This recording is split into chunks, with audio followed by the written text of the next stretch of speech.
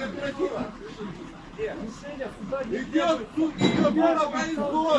на производство, почему нарушаете законы?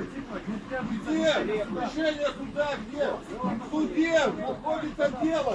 В суде дело находится.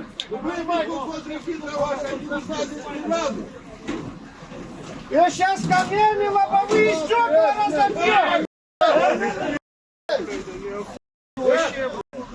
Ничего старого человека тоже. Я сейчас камнями стекла разобьем! Убирай машину! Убирай машину!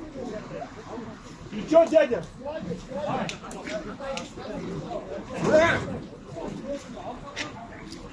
Произвол. Вообще беспредел, полный беспредел.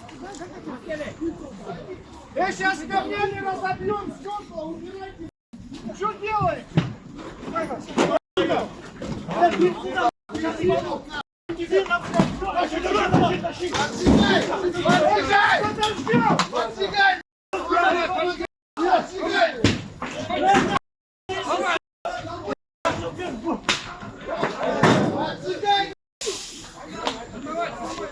Лобовое разбери.